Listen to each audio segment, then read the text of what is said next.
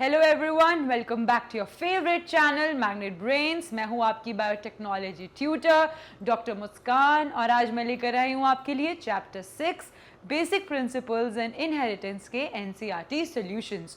सो students, NCERT solution से पहले I hope आपने मेरे पूरा वीडियो एक्सप्लेनेशन देख चुका होगा एंड सब कुछ समझ आ चुके होंगे और सारे डाउट्स क्लियर हो चुके होंगे।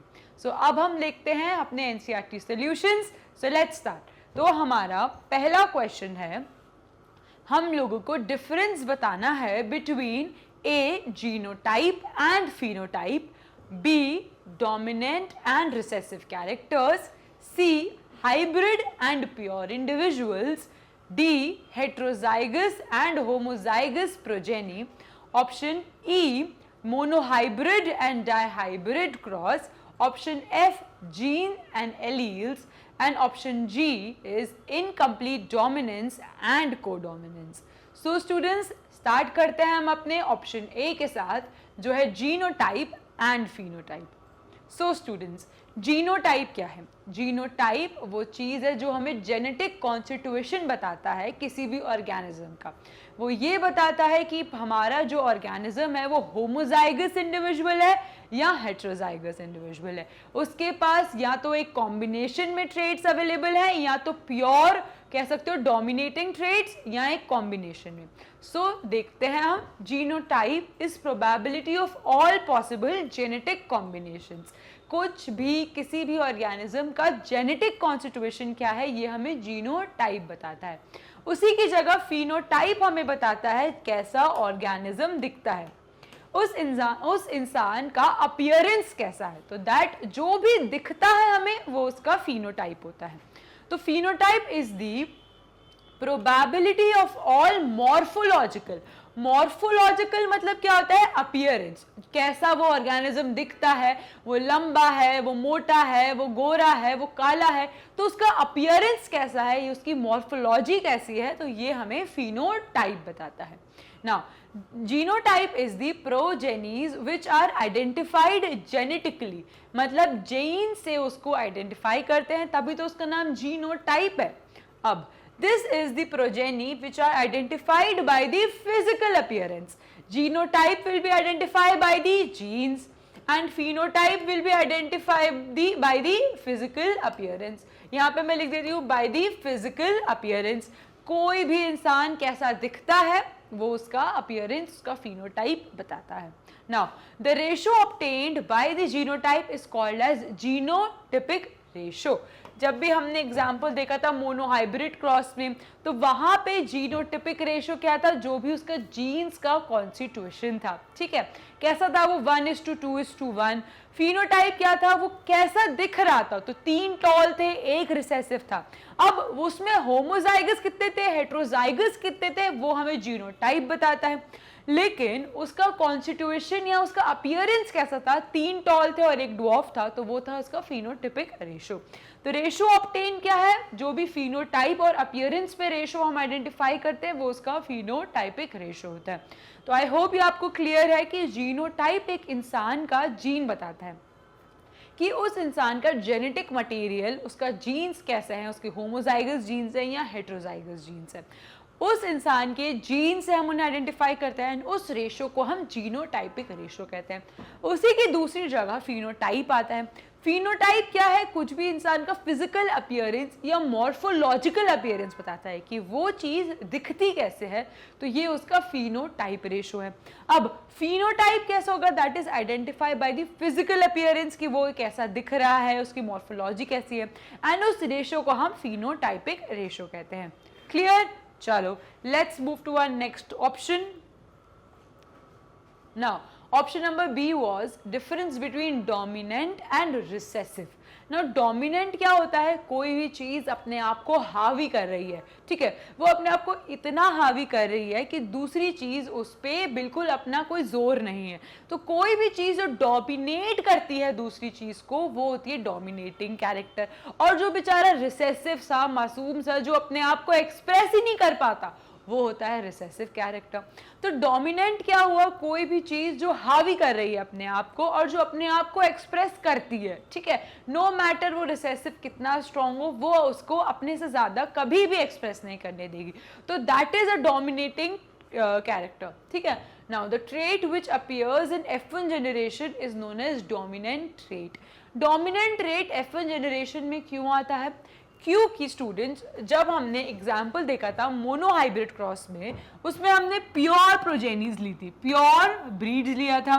क्या लिया था उसमें, हमने एक टॉल प्लांट लिया था, एक डॉर्फ प्लांट लिया था। लेकिन जो हमारी F1 जनरेशन आई वो कैसी थी, वो एक हेट्रोजाइगस इंडिविजुअल थी। हेट्रोजाइगस होने के बाद भी वो उसका अपीयरेंस कैसा था, वो टॉल ही थी। क्यों थी, क्योंकि जो टॉल ट्रेट होता है वो डोमिनेटिंग ट्रेट होता है।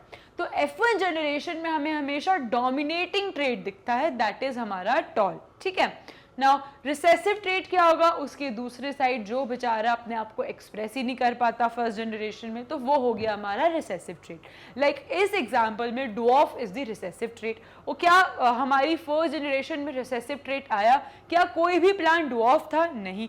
तो क्यों, क्योंकि वो रिसेसिव था, वो अपने आप को हावी ही नहीं कर पाया, वो अपने कैरेक्टर्स एक्सप्रेस ही नहीं कर पाया टॉल के सामने, ठीक है। Now, the trait which does not appear in F1 generation are called as recessive trait. जो ट्रेट F1 जनरेशन में नहीं एक्सप्रेस कर पाते उनको हम क्या कहते हैं, recessive trait. Now, it appears in more in number. Usually dominating है, डोमिनेशन है, तो मतलब वो ज्यादा नंबर में होगा।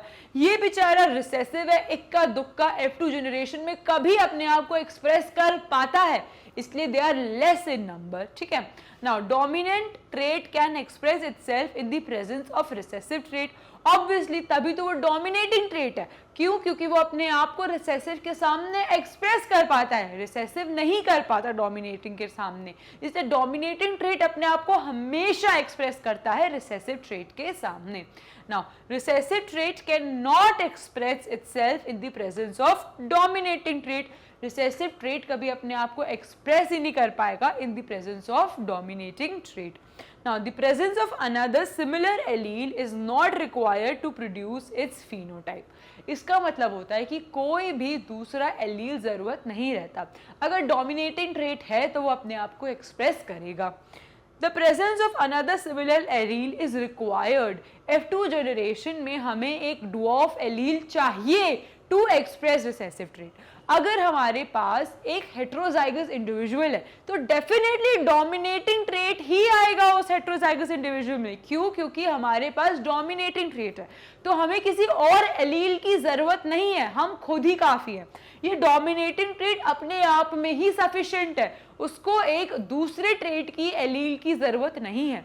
लेकिन रिसेसिव बेचारे को एक दूसरे रिसेसिव एलील की जरूरत है टू एक्सप्रेस इटसेल्फ। तो रिसेसिव एलील को हमेशा similar allele is very important word. क्यों, जब स्मॉल टी और स्मॉल टी दोनों स्मॉल टी और स्मॉल टी आएंगे, दोनों एक होमोजाइगस रिसेसिव बनेंगे, तभी तो वो अपने आप को एक्सप्रेस कर पाएंगे। इसी की जगह अगर कैपिटल टी और स्मॉल टी आए तो डेफिनेटली टॉल ही होगा, यहाँ पे भी रिसेसिव अलील अपने आप को एक्सप्रेस नहीं कर पाएगा। तो रिसेसिव अलील को अपने आप को एक्सप्रेस करने के लिए एक दूसरे रिसेसिव अलील की सिमिलर वर्ड ध्यान रखो, सिमिलर एलील की रिक्वायरमेंट होती है to express itself. Clear, difference समझ आ गया, what is the difference between dominating and recessive allele. Now, let's move to our next option. Now, option number C was difference between hybrid and pure individuals. Now, what is hybrid? Hybrid मतलब जब भी हम कोई combination use करें, कभी भी जब भी combination use कर रहे हैं, दो चीज को मिला रहे हैं, that is known as hybrid. जब भी हम किसी चीज का combination use कर रहे हैं तो that is hybrid, कि हमने एक हाइब्रिड इंडिविजुअल बनाया। उसी की जगह अगर हम प्योर लाइन ले रहे हैं, मतलब कोई कॉम्बिनेशन नहीं है, यहाँ पे अगर मेरे पास कैपिटल टी है तो मैं कैपिटल टी ही लूंगी, यहाँ पे मेरे पास रिसेसिव ट्रेट है तो मैं रिसेसिव ट्रेट ही लूंगी। तो प्योर इंडिविजुअल्स क्या होते हैं कि यहाँ पे मैंने कोई कॉम्बिनेशन नहीं करा, लेकिन हाइब्रिड उसमें कॉम्बिनेशन कर रही हूं मैं, ठीक है ना। Hybrids are the animals that are the result of a cross between two animals or two breeds of the same animal. कि मैंने दो अलग अलग टाइप ऑफ एनिमल्स या अलग अलग टाइप ऑफ प्लांट के बीच में क्रॉस कराया, तब जाके एक नया प्लांट मुझे मिला, तो that is my hybrid plant और हाइब्रिड एनिमल, ठीक है। Now pure bred are the animals who have the genes belonging to single gene of parents. एक ही पेरेंट है, सेम जीन है, कोई म्यूटेशन नहीं हुआ, प्योर लाइन ब्रीड्स है, तभी तो उनको हम क्रॉस करते हैं और देन दूसरी जनरेशन बनाते हैं। तो प्योर एनिमल्स वही पेरेंट के हैं, कोई म्यूटेशन नहीं हुआ, nothing is there, proper pure breed है हमारे पास। लेकिन हाइब्रिड में हमने कॉम्बिनेशन बनाया, दो डिफरेंट टाइप को मिला के एक नई चीज बनाई, तो that is my hybrid organism, ठीक है। Hybrid are the resulting offspring of two heterozygous parents, ठीक है, ये बहुत इंपॉर्टेंट पॉइंट है। हाइब्रिड कैसा होगा? हेट्रोजाइगस पेरेंट्स का कॉम्बिनेशन होगा, दो डिफरेंट टाइप ऑफ पेरेंट्स होंगे, तभी तो मिलके वो एक हाइब्रिड बनाएंगे। लेकिन हमारे जो प्योर इंडिविजुअल्स होते हैं वो हमेशा कैसे होंगे? Homozygous parents. यहाँ पे मैंने लिखा था ना होमोजाइगस इंडिविजुअल्स, यहाँ पे हमेशा होमोजाइगस पेरेंट्स होंगे, यहाँ पे हमेशा हेट्रोजाइगस पेरेंट्स होंगे, ठीक है students. They are resulting offsprings of two homozygous and recessive their own genes from their homozygous parents. Now no matter आप homozygous dominating लो या homozygous recessive low, word homozygous is important। हमेशा homozygous individuals लेते हैं हम purebred में और heterozygous लेंगे हम hybrids में। Now, hybrids के जो offspring होते हैं receive their genes from two different parent having different kind of genes। मतलब हाइब्रिड के पास तभी तो वो हाइब्रिड है क्योंकि दो डिफरेंट पेरेंट से डिफरेंट टाइप ऑफ जीन्स आ रहे हैं, ठीक है। कितनी यूनिवर्सिटी एंड डाइवर्सिटी है इसमें कि हमने दो डिफरेंट टाइप ऑफ जीन्स लिए, दो डिफरेंट टाइप ऑफ पेरेंट्स से, ठीक है। अब यहाँ पे एक ही पेरेंट है, दो मतलब एक ही पेरेंट मतलब एक मदर एंड फादर है, उन्हीं से ही जीन्स आ रहे हैं, कोई म्यूटेशन नहीं हुआ, जनरेशन बाय जनरेशन सेम चीज है, ठीक है। तो pure bread is only when many generation have the same genotype, कोई जीनोटाइप में फर्क नहीं आया, सेम इंडिविजुअल जैसा मम्मी पापा का था वैसा बच्चे का है, ठीक है। Now hybrids are seen when offsprings has two different allele for a single trait that is heterozygous trait. Hybrids कब दिखते हैं? जब जैसे मैंने आपको एग्जांपल बताया, क्या हमारा ये रहा मेरा हेट्रोजाइगस इंडिविजुअल, यहाँ पे मेरे पास टॉल का डोमिनेटिंग ट्रेट है और रिसेसिव है मेरा स्मॉल टी। अब इस इंडिविजुअल को ही मैं हाइब्रिड बना सकती हूँ जब मैं सेम ही हेट्रोजाइगस इंडिविजुअल से क्रॉस कराऊंगी, ठीक है। तो ये बोल रहे हैं कि मेरे पास हेट्रोजाइगस ट्रेट है और ये ट्रेट क्या है? ये दोनों ट्रेट टॉल या रिसेसिव को ही, टॉल या हाइट को ही शो कर रहे हैं, ठीक है। हाइट मेरा कैरेक्टर है, टॉल या ड्वार्फ मेरा ट्रेट है, तो एक ही टाइप ऑफ ट्रेट और कैरेक्टर है इनका, ठीक है। अब animals breeders use the word purebred to describe animals having ancestors of the same breed। अब यहाँ पे टॉल थे तो टॉल ही टॉल एंसेस्टर्स थे, डुआर्फ थे तो डुआर्फ ही डुआर्फ एंसेस्टर्स थे। यहाँ पे हेट्रोजाइगस इंडिविजुअल में हाइट तो थे लेकिन कई जनरेशन रिसेसिव डुआर्फ भी आ गई, तो बेसिकली यहाँ पे हेट्रोजाइगस इंडिविजुअल्स थे इनके एंसेस्टर्स, और यहाँ पे प्योर अगर टॉल हैं तो टॉल ही टॉल हैं, रिसेसिव हैं डुआर्फ हैं तो डुआर्फ ही डुआर्फ है। क्लियर? तो this is the difference between hybrid and pure bred. चलो let's move to our next question. Now, heterozygous and homozygous, very easy। heterozygous progeny क्या होती है? जहां पे दो पेरेंट के पास डिफरेंट जीनोटाइप है, मतलब दो एलील्स है मेरे पास। एग्जाम्पल, मेरे पास this is my heterozygous individual, दो कैरेक्टर दोनों का सेम है। कैरेक्टर क्या है? कैरेक्टर हाइट ही है, कैरेक्टर हाइट ही है, बट ट्रेट क्या है? ट्रेट है इनका टॉल।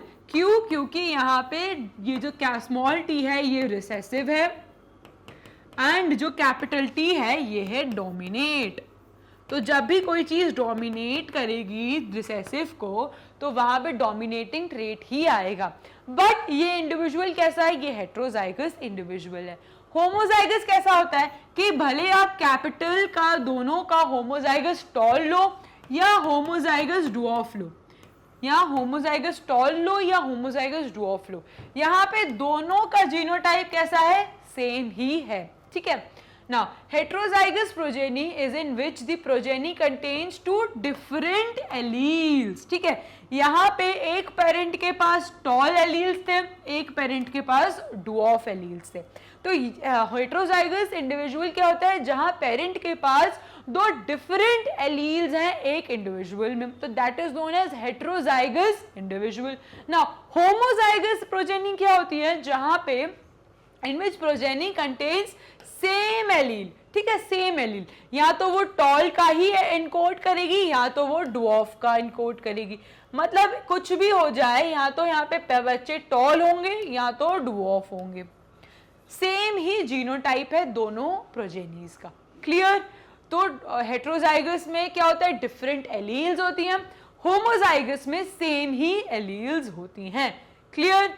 चलो अब monohybrid and dihybrid cross.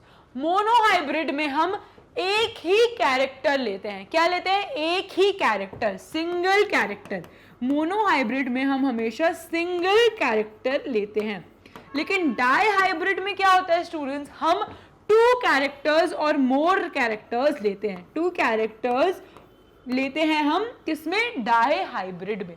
अब जो सिंगल कैरेक्टर है उसके कितने ट्रेट्स हैं, उसके दो ट्रेट हैं, जो सिंगल कैरेक्टर है उसके दो ट्रेट है, लेकिन जो दो कैरेक्टर्स हैं उनके क्या होंगे, इसके पास दो ट्रेट होंगे, इसके पास दो ट्रेट होंगे।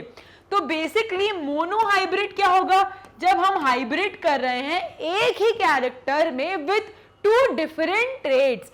डाई हाइब्रिड में क्या होगा, जब हम दो कैरेक्टर्स ले रहे हैं विथ, कह सकते हो, two different traits in both the characters, and उनका आपस में हम क्रॉस करा रहे हैं, एंड इसमें हम सिंगल ही कैरेक्टर में क्रॉस करा रहे हैं। नाम में ही लिखा है मोनो हाइब्रिड। अभी हमने देखा हाइब्रिड इंडिविजुअल्स क्या होते हैं, हाइब्रिड में जब भी हम कॉन्ट्रास्टिंग कैरेक्टर्स को मिलवाते हैं। अब मोनो हाइब्रिड में हम सिंगल ही कैरेक्टर के बीच में क्रॉस कर रहे हैं, डाई हाइब्रिड में हम दो कैरेक्टर्स के बीच में क्रॉस कर रहे हैं। Now monohybrid, the cross made between parents of a pair of contrasting characters is known as monohybrid cross. जब हम क्रॉस करते हैं between parent with one pair of chromosome is known as monohybrid, एक ही parent के बीच में cross कर रहे हैं। अब डाई हाइब्रिड क्या होता है, the cross of two pairs of contrasting characters is known as dihybrid cross. जब हम दो कैरेक्टर्स के बीच में क्रॉस कराते हैं that is known as dihybrid cross. अब मोनो हाइब्रिड क्रॉस का यूजुअली फिनोटाइपिक रेशियो क्या होता है, 3:1 जो हमने देखा था, एंड उसका जीनोटाइपिक रेशियो क्या है, 1:2:1। क्लियर, ये हमने देखा था मोनो हाइब्रिड क्रॉस जब हमने करा था, कौन से, tall pure bred with dwarf pure bred के साथ। तो F1 जनरेशन हमारी क्या आई थी, हेट्रोजाइगस टॉल आई थी। जब हमने heterozygous tall and heterozygous tall को क्रॉस करा था तो क्या आई थी, हमारे पास 3 टॉल इंडिविजुअल आए थे और एक डुऑफ आया था। उन 3 टॉल में से भी 2 हेट्रोजाइगस टॉल थे and only 1 was homozygous tall and 1 was homozygous dwarf. तो ये क्या था मेरा मोनो हाइब्रिड क्रॉस। तो मोनो हाइब्रिड क्रॉस का फिनोटाइपिक रेशियो क्या होता है, 3:1, एंड जीनोटाइपिक रेशियो क्या होता है, 1:2:1। क्लियर। अब डाई हाइब्रिड क्रॉस क्या था, जब हमने राउंड, रिंकल्ड, येलो ग्रीन, याद आ गया, वो लिया था डाई हाइब्रिड क्रॉस में। तो डाई हाइब्रिड क्रॉस में जो रेशियो मुझे मिला था वो जीनोटाइप, वो फिनोटाइपिक का, वो क्या था, 9:3:3:1। क्लियर। अब स्टूडेंट्स इसमें क्या था, मैंने 2 कैरेक्टर्स लिए थे, कौन से, हमने लिया था येलो, राउंड, ग्रीन, रिंकल्ड, इनके अलग अलग कॉम्बिनेशंस बनाए थे। अब 9:3:3:1 कैसे आया था, 9 आए थे मेरे पास कौन से, राउंड एंड येलो, 3 कौन से आए थे, राउंड एंड रिंकल्ड, फिर क्या आते थे, ग्रीन एंड रिंकल्ड, और सबसे कम जो 1 आए थे मेरे पास वो थे ग्रीन एंड रिंकल्ड। क्लियर। तो ये था, ये क्या था example of dihybrid cross. Now next question पे आते हैं, difference between gene and allele. Very important. Gene क्या है, वो डीएनए का सेगमेंट जो एक पर्टिकुलर कैरेक्टर को कोड करता है, ठीक है। जीन क्या है? डीएनए का एक सेगमेंट है। ये है मेरा क्रोमोसोम, ठीक है। यहाँ पे होते हैं मेरे डीएनए, ठीक है। ये रहा मेरा डीएनए, ये रहा मेरा डीएनए। इस डीएनए का एक पार्ट जो मेरे पर्टिकुलर कैरेक्टर को इनकोड कर रहा है, ठीक है। ये रहा एक कैरेक्टर, सपोज हाइट ले लो, तो ये एक पर्टिकुलर पार्ट मेरे डीएनए का जो हाइट को एक्सप्रेस कर रहा है, उसके पास हाइट का कैरेक्टर है, तो दैट इज जीन। ये है मेरा जीन। लेकिन एलील क्या है? जब सेम क्रोमोसोम, जब डिफरेंट क्रोमोसोम पे दो जीन एक ही लोकेशन पे प्रेजेंट है, एक ही कैरेक्टर को एक्सप्रेस करते हैं, तो वो दोनों एक दूसरे के एलील होते हैं, ठीक है। एलील क्या है? Genes which exist in two alternative form of are called as alleles. Suppose ये है मेरा क्रोमोसोम, ये है मेरा दूसरा क्रोमोसोम।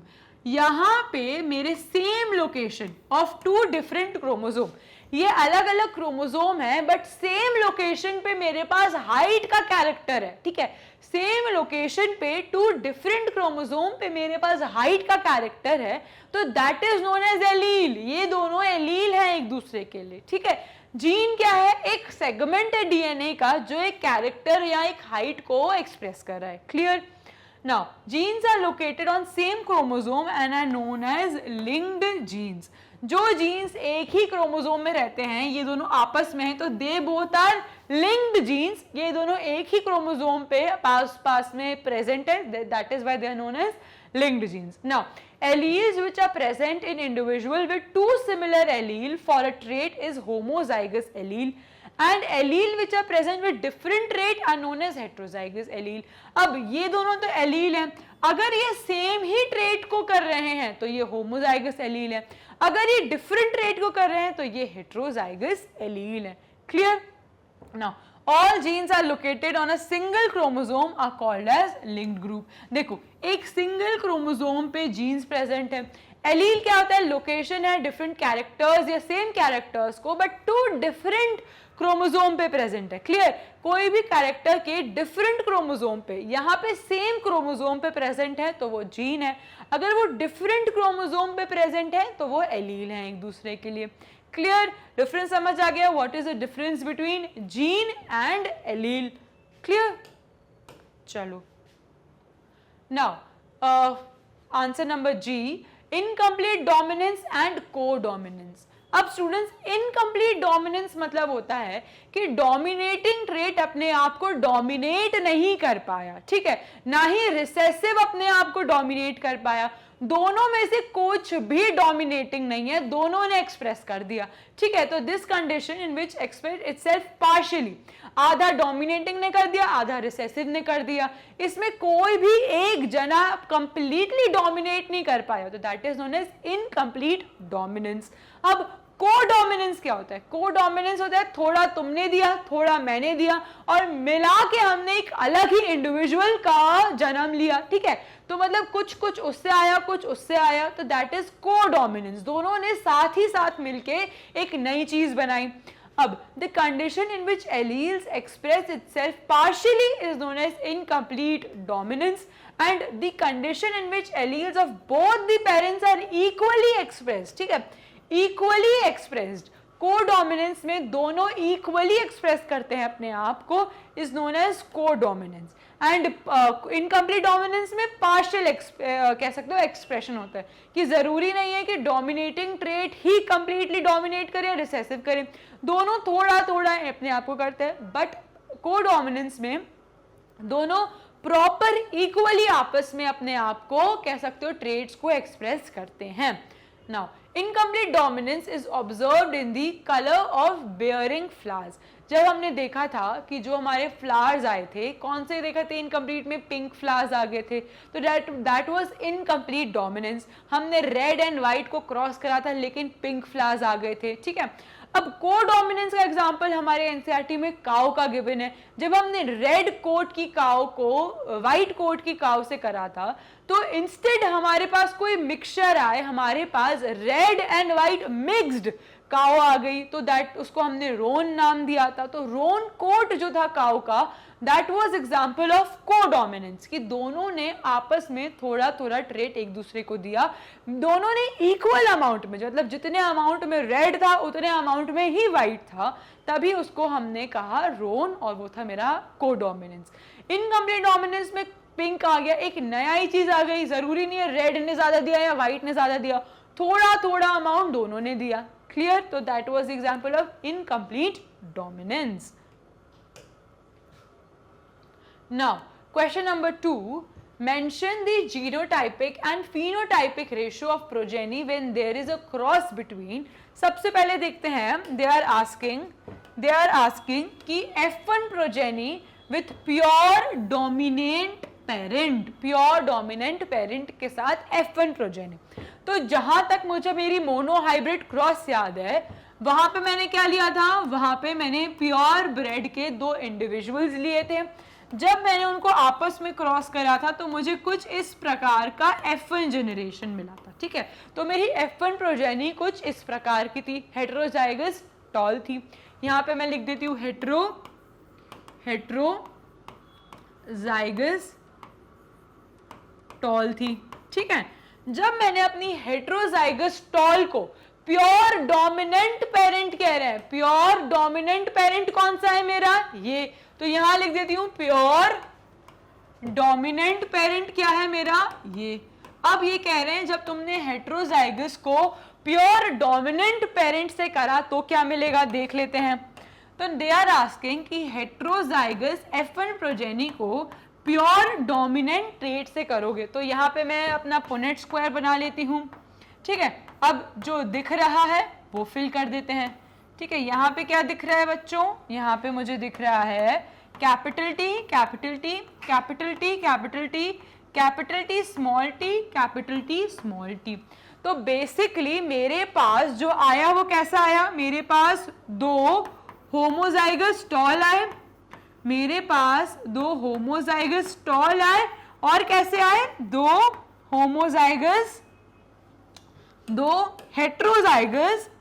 हेटेरोजाइगस टॉल आए। कैसे आए, 2 होमोजाइगस टॉल और 2 heterozygous toll.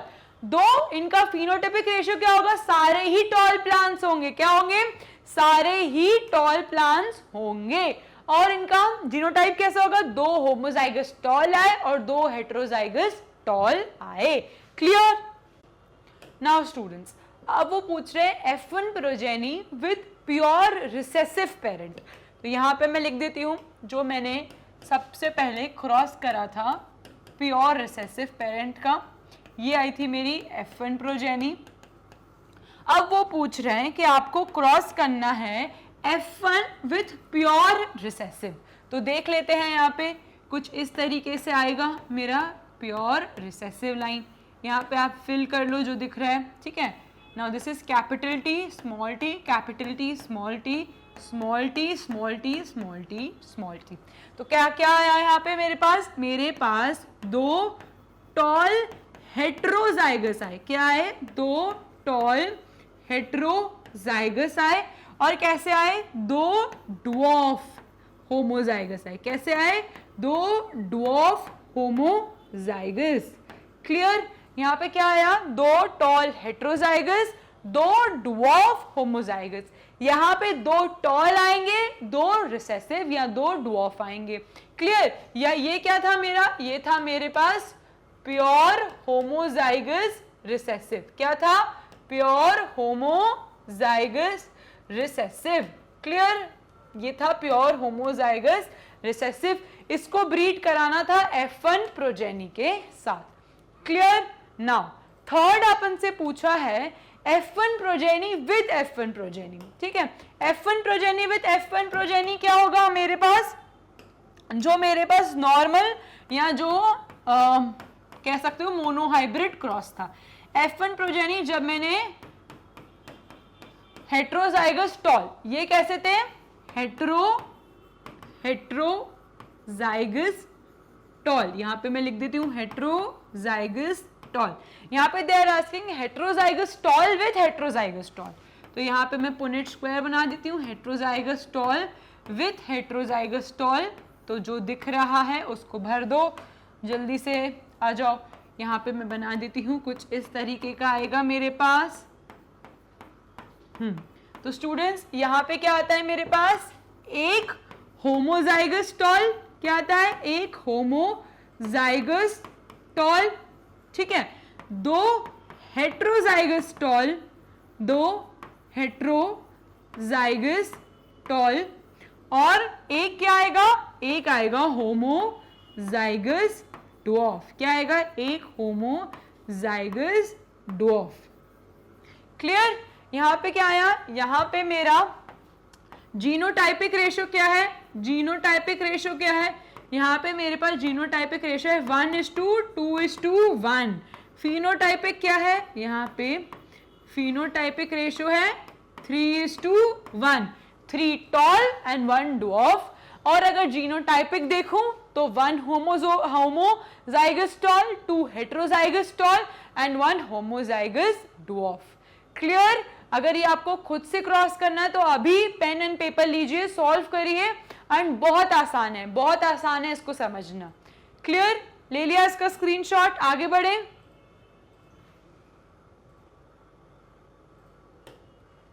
Now students, question number 3। तो क्वेश्चन नंबर 3 में हमसे पूछा है explain the test cross through diagrammatic representation. Test cross Mendel ने कब करा था, टेस्ट क्रॉस मेंडल ने तब करा था जब उसको ये पता था कि मेरे प्लांट का फिनोटाइप क्या है। हमें जो दिखता है वो होता है फिनोटाइप, तो उसको ये पता था कि मेरा प्लांट टॉल है, मेरा प्लांट वायलेट कलर का है, लेकिन उसको ये नहीं पता था कि ये जो टॉल और वायलेट कलर आया क्या ये होमोजाइगस कंडीशन में है या ये हेट्रोजाइगस कंडीशन में। तो इसका जीनोटाइप पता करने के लिए मेंडल ने टेस्ट क्रॉस करा था। ना इस क्वेश्चन में आपसे पूछा है कि टेस्ट क्रॉस आपको एक्सप्लेन करना है और डायग्राम के थ्रू बताना है, ठीक है। तो मेंडल ने टेस्ट क्रॉस कब करा था, तब करा था जब फिनोटाइप नोन था और जीनोटाइप का पता करना था, या तो वो होमोजाइगस कंडीशन में है या तो वो हेट्रोजाइगस कंडीशन में है। तो यहाँ पे हम समझ लेते हैं कि मेंडल ने क्यों करा था टेस्ट क्रॉस डायग्राम के थ्रू। तो यहाँ पे मैं बना देती हूँ हमारा फ्लावर। हमें पता था ये दिस थिंग वाज नोन कि ये फ्लावर किस कलर का है, ये फ्लावर वायलेट कलर का है। तो ये मुझे पता था कि मेरा जो फ्लावर है वो वायलेट कलर का है, ठीक है, मतलब फिनोटाइप मुझे पता था, ठीक है, फिनोटाइप मुझे पता था और जीनोटाइप का पता मुझे लगाना था। क्लियर, इतना समझ आ गया। जीनोटाइप का पता मुझे लगाना था, फिनोटाइप मुझे पता था कि मेरा फ्लावर वायलेट कलर का है। अब दो कंडीशंस हो सकती हैं, ठीक है, कंडीशंस दो हो सकती हैं। अब पहली कंडीशन क्या हो सकती है, पहली कंडीशन हो सकती है कि ये जो मेरा वायलेट फ्लावर है ये कैसी कंडीशन में है, ये होमोजाइगस कंडीशन में है। किस कंडीशन में है, होमोजाइगस, ठीक है। अगर मेरा प्लांट होमोजाइगस कंडीशन में है तो इसका जीनोटाइप क्या होना चाहिए, इसका जीनोटाइप होना चाहिए मेरे हिसाब से दोनों डोमिनेंट, ठीक है, दोनों डोमिनेंट। तो ये क्या हुआ, डोमिनेंट होमोजाइगस। ये जो मैंने यहां पे लिखा ये क्या हुआ, डोमिनेंट, ये हुआ डोमिनेंट होमोजाइगस। यहां मैं लिख देती हूं डोमिनेंट होमोजाइगस। क्लियर, ये रहा मेरा डोमिनेंट होमोजाइगस। अब कंडीशन दूसरी क्या होगी, कंडीशन टू होगी कि ये जो मेरा प्लांट है ये हेट्रोजाइगस वायलेट है। हेट्रोजाइगस वायलेट कैसे होगा, एक उसका डोमिनेंट रेट होगा और एक उसका रिसेसिव एलील होगा। क्लियर, हेट्रोजाइगस कंडीशन में एक डोमिनेंट एलील होगा और एक रिसेसिव एलील होगा, और वेयरएज होमोजाइगस कंडीशन में दोनों ही डोमिनेंट एलील होंगे। अब इनको पता कैसे लगाया मेंडल ने इन दोनों फ्लावर्स को ब्रीड करा, किससे, प्योर रिसेसिव से। किससे ब्रीड करा, प्योर रिसेसिव ब्रीड से ब्रीड करा। चलो यहां पे मैं कर देती हूं मेंडल ने कैसे करा, प्योर रिसेसिव। तो मेंडल ने दोनों फ्लावर्स को प्योर रिसेसिव से ब्रीड करा। यहां लिख देते हैं प्योर रिसेसिव ब्रीड्स, ठीक है, प्योर रिसेसिव ब्रीड्स, और यहां पे भी है हमारी प्योर रिसेसिव ब्रीड।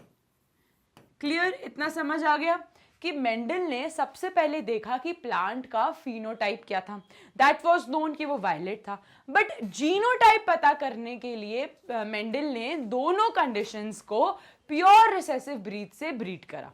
अब इसका टेस्ट वो बनाते हैं हम अपना पुनेट स्क्वायर। अब जब पुनेट स्क्वायर हम बनाएंगे, यहाँ पे मैं दूसरा कलर ले लेती हूँ, जब पुनेट स्क्वायर मैं बनाऊंगी तो यहाँ पे मैं लिख देती हूँ, यहाँ पे वॉज कैसा, हेट्रोजाइगस वायलेट, ठीक है, यहाँ पे क्या आएगा, हमारे होमोजाइगस रिसेसिव। क्लियर, चलो टेस्ट क्रॉस बना देते हैं, ठीक है। अब यहाँ पे मुझे क्या मिलेगा, यहाँ मुझे मिलेगा कुछ इस तरीके की प्रोजेनी, ठीक है। कैसी हुई ये, कैसी हुई स्टूडेंट्स ये, अब यहाँ पे हाफ वायलेट आए और हाफ प्योर वाइट आए, ठीक है। यहाँ पे हाफ वायलेट आए, हाफ, यहाँ पे हाफ वायलेट एंड हाफ कैसे आए, हाफ प्योर वाइट आए, हाफ वाइट आए। क्लियर, कैसे आए, यहाँ पे हाफ वायलेट आए और हाफ वाइट आए, ठीक है। प्योर रिसेसिव जो ब्रीड थी वो ऑब्वियसली वाइट ही थी। क्लियर, तो यहाँ पे कैसे आए, हाफ वायलेट आए, हाफ हमारे वाइट आए। अब देख लेते हैं यहाँ कैसे आए, ठीक है। जब यहाँ का टेस्ट क्रॉस मेंडल ने करा तो कुछ इस तरीके की प्रोजेनी आई, ठीक है। कैसे आए,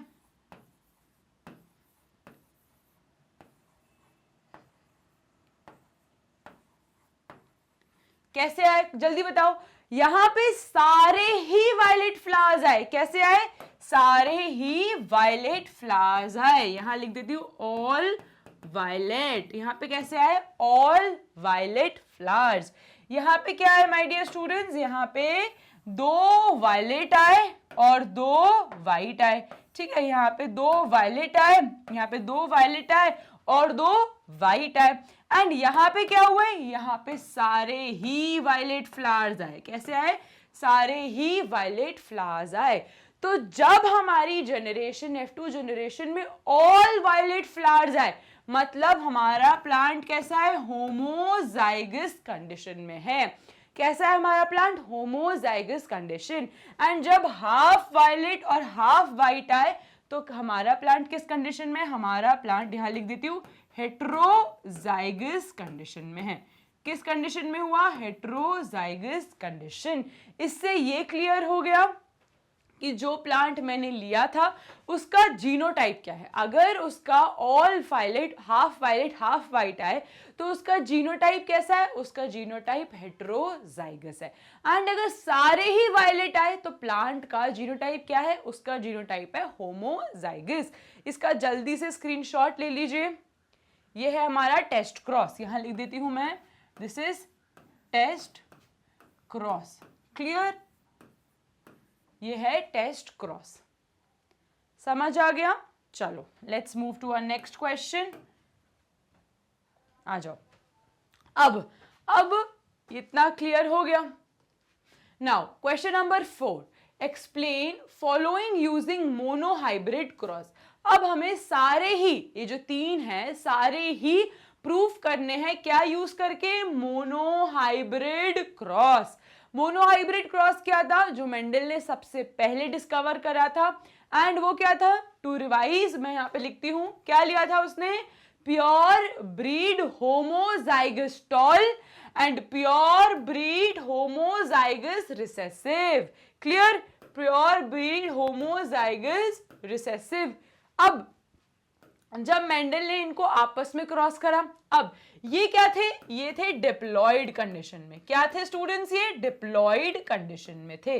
जब भी कोई प्लांट डिप्लॉयड कंडीशन में होता है उसको फ्यूज करने से पहले हमें किस कंडीशन में चाहिए, हैप्लॉयड कंडीशन में। वेरी गुड, किस कंडीशन में चाहिए, हैप्लॉयड कंडीशन, जिसको और क्या कहते हैं हम, गैमीट्स। क्या कहते हैं हम, गैमीट्स।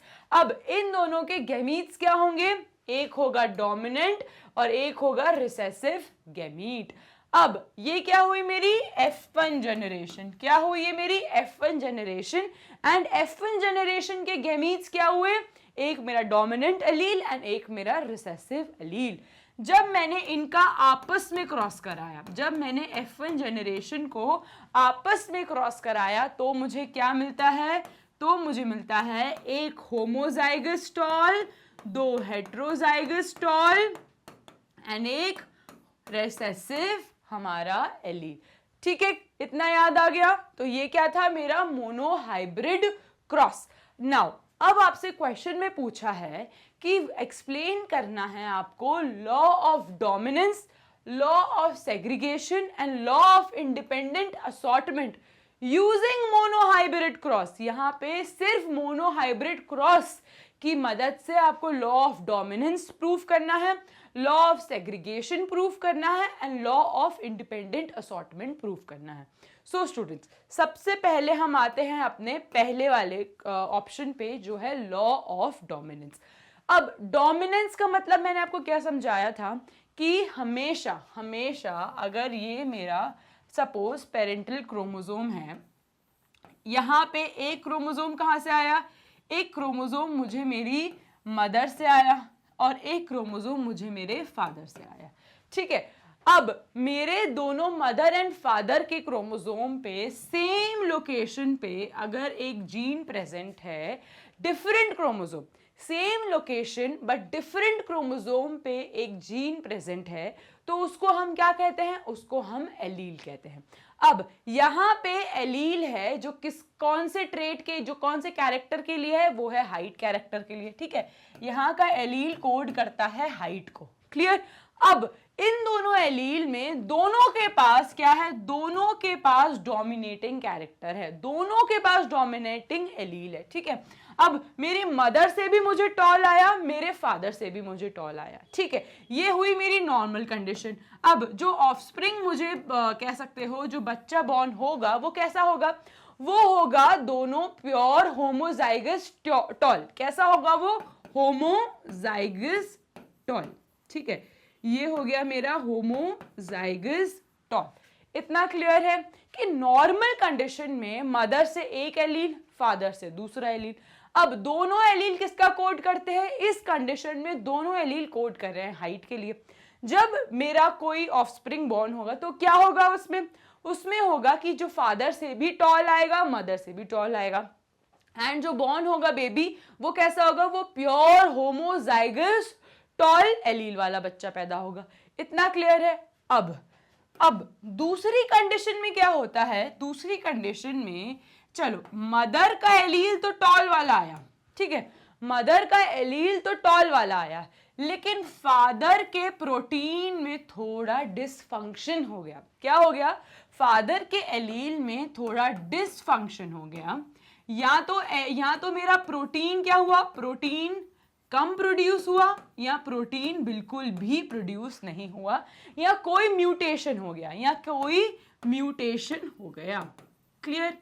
अब इस कंडीशन में क्या होगा? इस कंडीशन में फादर के पास आ गया रिसेसिव एलील। क्या आ गया? Recessive allele. तो जब म्यूटेशन हो जाता है और एक पेरेंट से रिसेसिव एलील हो जाता है, तो अब क्या होता है? तब जो मेरा कह सकते हो जो बेबी बॉर्न होगा वो कुछ इस तरीके का होगा। ठीक है, वो कुछ इस तरीके का होगा क्योंकि एक पेरेंट से रिसेसिव एलील आया। ठीक है, एक पेरेंट से रिसेसिव एलील आया एंड एक पेरेंट जो था वो नॉर्मल हमारा है, जो कह सकते हो डोमिनेटिंग एलील वाला था। अब इस कंडीशन में क्या होगा बच्चे का फिनोटाइप? क्या बच्चा टॉल होगा या शॉर्ट होगा? ऑब्वियसली बच्चा क्या होगा? बच्चा जो होगा वो होगा टॉल। क्यों? क्योंकि डोमिनेटिंग एलील प्रेजेंट है। जब भी डोमिनेटिंग एलील प्रेजेंट होता है वो ही अपने कैरेक्टर्स एक्सप्रेस करता है F1 जनरेशन में। क्लियर? क्यों? क्योंकि वो डोमिनेटिंग है, वो जो रिसेसिव है उसको अपने कैरेक्टर्स एक्सप्रेस करने ही नहीं देगा। तो इस कंडीशन में पापा का जो था, पापा का दो डिफेक्टिव था। ठीक है, पापा का एलील दो डिफेक्टिव एलील था, स्टिल क्या एक्सप्रेस हुआ? मदर का ही डोमिनेटिंग एलील एक्सप्रेस हुआ। तो ऐसे कंडीशन में डरने की कोई जरूरत नहीं है। अगर एक पेरेंट का डिफेक्टिव एलील भी होता है तो भी डोमिनेटिंग ही ट्रेट एक्सप्रेस होता है। क्लियर? तो ये थी कंडीशन 2, जिसमें एक पेरेंट का म्यूटेशन हो जाए या प्रोटीन कम प्रोड्यूस हो या कुछ भी प्रॉब्लम आ जाए और रिसेसिव एलील बन जाए, उस कंडीशन में भी डोमिनेटिंग एलील ही एक्सप्रेस करता है। क्लियर? चलो अब इसको थोड़ा थ्योरी फॉर्म में समझ लेते हैं। Now law of dominance states that in the cross the allele has contrasting character which one is dominant and other is recessive। ये क्रॉस कैसा है? ये क्रॉस होता है दो एलील के बीच में, जहां एक डोमिनेटिंग है और एक रिसेसिव है। Now the cross between pure dwarf and pure tall plants, the ratio of law of dominance by crossing pure tall and pure dwarf plant is 3:1 is the phenotypic ratio and genotypic ratio is 1:2:1। चलो एक और बार समझ लेते हैं, ठीक है? ये आपसे पूछ रहे हैं, इतना तो समझ आ गया कि लॉ ऑफ डोमिनेंस क्या है, कि जो डोमिनेटिंग कैरेक्टर है वही अपने आप को एक्सप्रेस करता है। अब इसको हम मोनोहाइब्रिड क्रॉस से कैसे एक्सप्रेस करेंगे? चलो यहाँ पे मैं आपको ब्लैंक स्लाइड में समझाती हूँ, ठीक है, फॉर बेटर अंडरस्टैंडिंग। यहाँ पे मैंने एक प्लांट लिया। Clear students? यहाँ पे मैंने एक प्लांट लिया। ये जो मेरा प्लांट था ये कैसा था? ये था टॉल। कैसा था ये था टॉल। जब मैंने इसको किससे करा? मैंने इसको ड्वार्फ प्लांट से करा, ठीक है? ये रहा मेरा ड्वार्फ प्लांट। क्लियर? अब जब मैंने टॉल और ड्वार्फ को आपस में मेट करा तो मुझे क्या मिला? जो प्रोजेनी मुझे मिली वो कैसी थी? वो टॉल ही थी। वो कैसी निकली? वो टॉल ही निकली। क्यों? क्योंकि जो टॉल वाला था वो कैसा था? वो था डोमिनेटिंग एलील। क्यों? वो था डोमिनेटिंग एलील, तभी तो हमारी F1 जनरेशन जो आई वो टॉल ही आई। अब मेंडल ने अपने एक्सपेरिमेंट में जब लिया था टॉल प्लांट तो कैसा था? वो प्योर ब्रीड। कैसा था वो? Pure breed toll and pure breed dwarf plant. तो इसका फिनोटाइप तो हमें पता है, इसका फिनोटाइप तो हमें पता है। क्या है उसका फिनोटाइप? कि टॉल डोमिनेटिंग है और ड्वार्फ कह सकते हो रिसेसिव है। अब प्योर टॉल है और प्योर रिसेसिव है, तो इसका फिनोटाइप तो मुझे पता है कि टॉल एंड ड्वार्फ है, लेकिन जीनोटाइप क्या होगा? जीनोटाइप क्या होगा?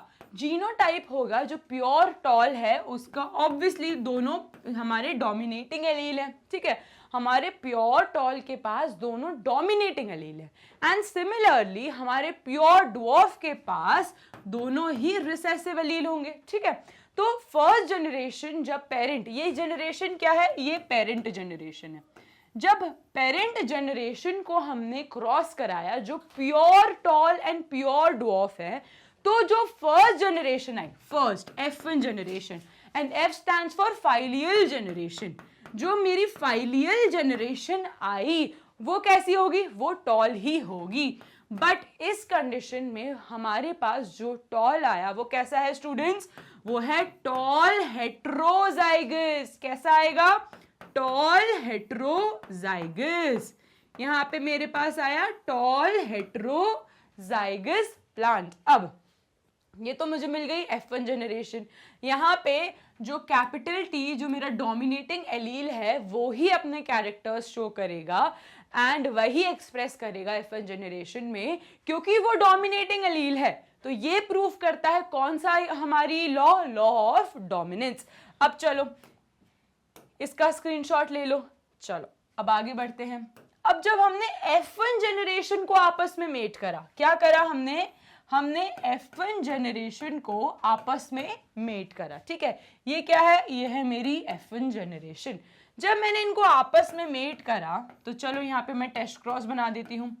इतना पार्ट कहाँ से आया? इतना पार्ट मेरी मदर से आया, इतना पार्ट फादर से आया। अब जब मैं इसका टेस्ट क्रॉस बनाऊंगी तो क्या आएगा? इसका टेस्ट क्रॉस कुछ इस तरीके का आएगा। क्लियर? यहां पे क्या आया? यहां पे आया एक टॉल होमोजाइगस। क्या आया? Tall homozygous. यहां पे क्या आया? Tall heterozygous. यहां पे आया टॉल हेट्रोजाइगस। यहां पे क्या आया? Tall heterozygous. और यहां पे आया ड्वार्फ होमोजाइगस। यहां पे आया ड्वार्फ होमोजाइगस। क्लियर? तो ये क्या प्रूफ हुआ कि दो वो टॉल रिसेसिव टॉल हेट्रोजाइगस हो या टॉल डोमिनेंट हो, उन दोनों को डोमिनेटिंग अगर एलील है, डोमिनेटिंग एलील है, तो हमेशा डोमिनेटिंग ही कैरेक्टर एक्सप्रेस होगा, हमेशा डोमिनेटिंग कैरेक्टर ही एक्सप्रेस होगा। अब स्टूडेंट्स, फिनोटाइपिक रेशो तो मुझे पता है, इसका फिनोटाइपिक रेशो क्या है? इसका फिनोटाइपिक रेशो क्या है? इसका फिनोटाइपिक रेशो इज 3:1। क्यों 3:1? क्योंकि 3 टॉल है ना। कितने टॉल हैं आप खुद काउंट करो, 1 2 3, 3 टॉल और 1 कैसा है? 1 ड्वार्फ है, इसलिए phenotypic ratio we know that इज 3:1। अब जीनोटाइपिक रेशो क्या होगा? जीनोटाइपिक रेशो क्या होगा? इसका जीनोटाइपिक रेशो होगा 1:2, 2:1। ठीक है, 1 homozygous, 2 heterozygous toll and 1 homozygous dwarf. तो ये था मेरा law of dominance, law of dominance in monohybrid cross, law of dominance in monohybrid cross. Clear? चलिए इसका स्क्रीनशॉट ले लीजिए। चलो let's move to our next question.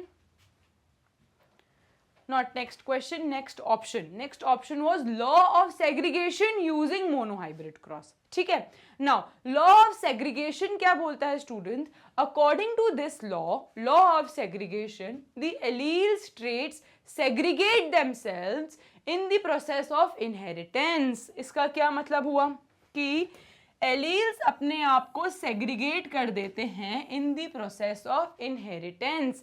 मतलब जब हमने क्या लिया था? हमने प्योर ब्रेड लिया था फर्स्ट, जब हमने पेरेंट जनरेशन ली थी तो क्या निकला था? तो यहाँ पे हमारे पास 2 गैमीट्स आए थे। कैसे गैमीट्स आए थे? एक डोमिनेटिंग एलील आया था और एक रिसेसिव एलील आया था। तो ये जो गैमीट्स आए थे, ये जो गैमीट्स आए थे, ये कैसे थे? ये थे हैप्लॉइड। और ये जो पेरेंटल कह सकते हो पेरेंटल सेल्स थे, ये कैसे थे? ये थे डिप्लॉइड। तो जब सेल्स अपने आप को सेग्रीगेट कर देते हैं, ठीक है, दे सेग्रीगेट देमसेल्व्स, तभी तो जाके अब इन दोनों गैमीट्स के बीच में फ्यूजन होगा। तो जो एलील्स हैं, they segregate themselves in the process of inheritance. जब उनको कह सकते हो फ्यूजन या फर्टिलाइजेशन करना होता है तो दे सेग्रीगेट देमसेल्व्स। ठीक है, now this cross is also explained by the cross between tall and dwarf plant. Other example of law of segregation is the color of plant. Example क्या बोल रहे हैं वो कि color of plant में भी हम कैसा कर सकते हैं? हम ये बता सकते हैं like जब हमने violet flowers को कैसे करा? हमने white flowers के साथ करा, तो जो फर्स्ट जनरेशन आई वो कैसे आई?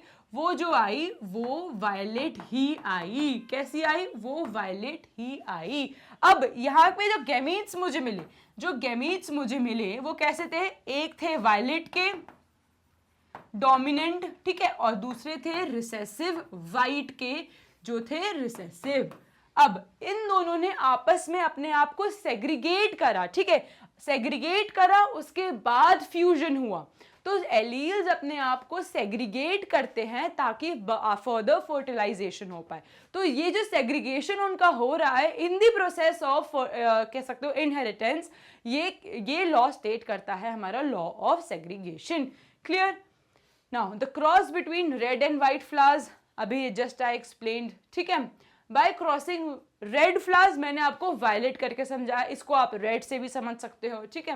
एंड द रेशियो जो हमें मोनोहाइब्रिड क्रॉस में मिला वो सेम ही मिलेगा, ठीक है, वो सेम ही मिलेगा। चलो देख लेते हैं हम एक बार हम कलर ऑफ द फ्लावर से देख लेते हैं। अब यहाँ पे है मेरे पास रेड फ्लावर, ठीक है, यहाँ पे है मेरे पास रेड फ्लावर और यहाँ पे है मेरे पास वाइट फ्लावर, ये है मेरा वाइट फ्लावर। क्लियर? यहाँ पे है मेरे पास रेड फ्लावर, ठीक है, जिसका जीनोटाइप क्या होगा? ये पेरेंट जनरेशन है, ये पेरेंट जनरेशन है। तो पेरेंट जनरेशन में हमेशा कैसा होता है? ये होगा सपोज रेड, ठीक है, दोनों होमोजाइगस रेड। और यहाँ पे कैसे होंगे, वाइट, होमोजाइगस वाइट होंगे, ठीक है, ये रिसेसिव, ये होंगे होमोजाइगस वाइट। अब जब इन दोनों के बीच में आपस में मेटिंग होगी तो क्या मिलेगा मुझे रेड से मिलेगा एक डोमिनेटिंग एलील, व्हाइट से मुझे मिलेगा एक कह सकते हो दूसरे प्लांट से रिसेसिव एलील। नाउ ये दोनों क्या हैं, ये दोनों हैं गैमीट्स, ये दोनों हैं गैमीट्स। अब ये जो डोमिनेटिंग और रिसेसिव एलील है इन्होंने अपने आप को सेग्रीगेट करा, क्या करा, सेग्रीगेट करा इन द प्रोसेस ऑफ इनहेरिटेंस। अब जो मुझे कह सकते हो F1 जनरेशन मिली, जो मुझे F1 जनरेशन मिली वो मेरी कुछ इस तरीके की थी। उसका फिनोटाइप क्या आया, उसका फिनोटाइप रेड ही होगा, उसका फिनोटाइप रेड ही होगा। बट वो रेड कैसा है, वो रेड है हेट्रोजाइगस कंडीशन में, वो रेड है हेट्रोजाइगस कंडीशन में, ठीक है, वो रेड है हेट्रोजाइगस कंडीशन में। एंड जब मैं F1 जनरेशन को क्रॉस करूंगी तो मुझे क्या मिलेगा, मुझे 1:2:1 एंड 3:1 उसका फिनोटाइपिक रेशो होगा, जिसमें 3 क्या होंगे मेरे रेड और 1 होगा मेरा वाइट फ्लावर। एंड सिमिलरली एक होगा होमोजाइगस रेड, 2 होंगे हेट्रोजाइगस रेड और एक होगा होमोजाइगस वाइट फ्लावर। क्लियर। तो ये था कलर से हमने क्या बताया, law of segregation using monohybrid cross. Clear. इसका स्क्रीनशॉट ले लीजिए। चलो अब थर्ड ऑप्शन जो था मेरे पास, थर्ड ऑप्शन देख लेते हैं। अब हमें बताना है law of independent assortment. Now अब हमें बताना है law of independent assortment. Students अब इंडिपेंडेंट असॉर्टमेंट क्या कहता है, इंडिपेंडेंट असॉर्टमेंट कहता है कि द फैक्टर्स और द जीन्स, ठीक है, द फैक्टर्स और the genes which are specific, ठीक है, बहुत ध्यान से सुनना, which are specific controlling trait, ठीक है, which are specific controlling trait is inherited independently. क्या, दे आर इनहेरिटेड इंडिपेंडेंटली, ठीक है, they are inherited independently to each other. This is explained by law of independent assortment, ठीक है। अब students ये कह रहे हैं कि जो इंडिपेंडेंट असॉर्टमेंट वाला लॉ है उसमें जो एक स्पेसिफिक एलील है, ठीक है, जो एक स्पेसिफिक एलील है जो एक पर्टिकुलर ट्रेट को कोड कर रहा है वो एक दूसरे से इंडिपेंडेंटली एक्सप्रेस करता है। अब यहां पे एग्जाम्पल है, suppose round and wrinkled seed, ठीक है, राउंड एंड रिंकल्ड सीड, ठीक है, यहाँ पे कैसे है राउंड सीड, यहाँ पे कैसे है रिंकल्ड सीड। जब राउंड एंड रिंकल्ड सीड को हमने आपस में क्या करा, क्रॉस कराया, तो जो राउंड वाला ट्रेट है वो आपस में इंडिपेंडेंटली एक्सप्रेस होगा। कैसे होगा, इंडिपेंडेंटली एक्सप्रेस होगा। और जो रिंकल्ड वाला होगा वो अपना इंडिपेंडेंटली एक्सप्रेस होगा, ठीक है। तो इंडिपेंडेंट असॉर्टमेंट यही कहता है कि ट्रेट्स एक स्पेसिफिक एलील के, मतलब एक ट्रेट जो स्पेसिफिक एलील जो एक पर्टिकुलर ट्रेट कोड कर रहे हैं वो इंडिपेंडेंटली एक्सप्रेस होता है देन दी अदर, ठीक है। ऐसा नहीं है कि दोनों साथ हुए, ये अपना अलग से एक्सप्रेस करेगा, वो अपना अलग से अपने आप को एक्सप्रेस करेगा। राउंड वाला राउंड बनाएगा, रिंकल्ड वाला रिंकल्ड बनाएगा। तो ये एक्सप्लेनेशन वाज गिवन बाय हमारा law of independent assortment. Clear. अब चलो, अब ये पार्ट मैंने ब्लैंक छोड़ा है ताकि आप मुझे आंसर दो, जल्दी से बताओ। Bye crossing round seed with wrinkled seed, ठीक है, बाय क्रॉसिंग। अब बहुत ध्यान से सुनना, राउंड मेरे होमोजाइगस होंगे एंड रिंकल्ड मेरे होमोजाइगस रिसेसिव होंगे। क्लियर। चलो अब जल्दी से मुझे क्रॉस का रेशो बताओ, जल्दी बताओ कि जब मैं ये मेरी पेरेंट जनरेशन है, मैं F1 जनरेशन भी आपको बता देती हूं, मैं F1 जनरेशन भी आपको बता देती हूं। जब मैं F1 जनरेशन को F1 जनरेशन से क्रॉस करूंगी तो मेरी F2 जनरेशन का रेशो क्या आएगा, जल्दी बताओ, जल्दी सॉल्व करो एंड फटाफट से लेट मी नो क्या आएगा। ऑब्वियसली क्या आएगा, यहां पे मैं कर देती हूं मेरा टेस्ट क्रॉस, ये रहा मेरा टेस्ट क्रॉस, अब चलो जो दिख रहा है वो भर दो। तो यहां मुझे दिखा 2, ये रहा मेरा small R capital R, small R capital R, small R small R. तो क्या मिला मुझे? सबसे पहले बताओ फिनोटाइप क्या मिला? फिनोटाइप मुझे मिला कि 3 राउंड है और 1 रिंकल्ड है। जीनोटाइप मुझे क्या मिलेगा?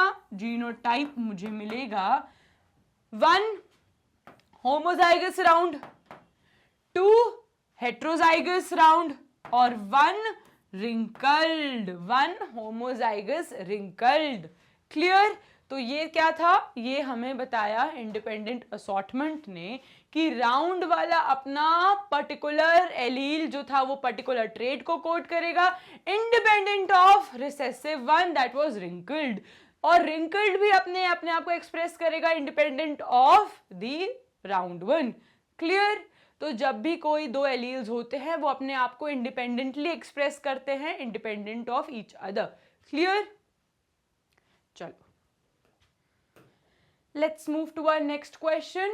Now question number 5, what will be the genotype and phenotypic ratio when a red and tall homozygous tall plant? बहुत ध्यान से सुनना, they are asking कि आपको जीनोटाइपिक एंड फिनोटाइपिक रेशियो बताना है। Ratio between red and toll, यहाँ पे कैसा क्रॉस हो रहा है? यहाँ पे 2 कैरेक्टर्स के बारे में बात कर रहे हैं। कैसे कैरेक्टर्स? यहाँ पे कैरेक्टर्स कितने हैं? यहाँ पे कैरेक्टर्स कितने हैं? 2 कैरेक्टर।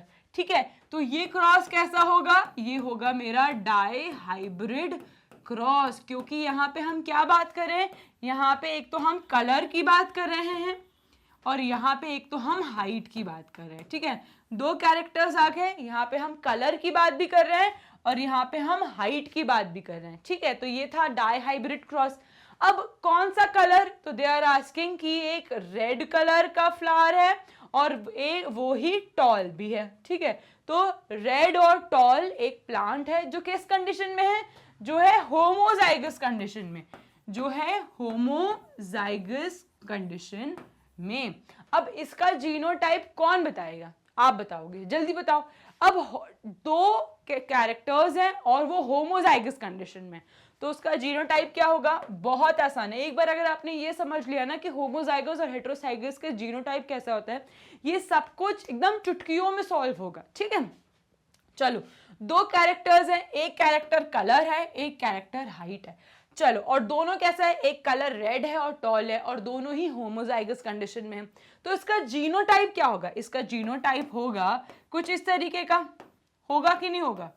इसका जीनोटाइप होगा कुछ इस तरीके का। ठीक है, 2 हमने कैपिटल आर से ये डिनोट कर दिया कि मेरा रेड होमोजाइगस है और कैपिटल टी से ये डिनोट कर दिया कि दोनों एलील्स क्या है? मेरे टॉल होमोजाइगस है। चलो, अब वो पूछ रहे हैं इज क्रॉस्ड। अब ये क्रॉस किससे हो रहा है? This is crossed to red tall heterozygous plant. ये कैसा हो रहा है? ये क्रॉस हो रहा है रेड एंड टॉल, कौन सा plant? Heterozygous plant, red tall heterozygous plant.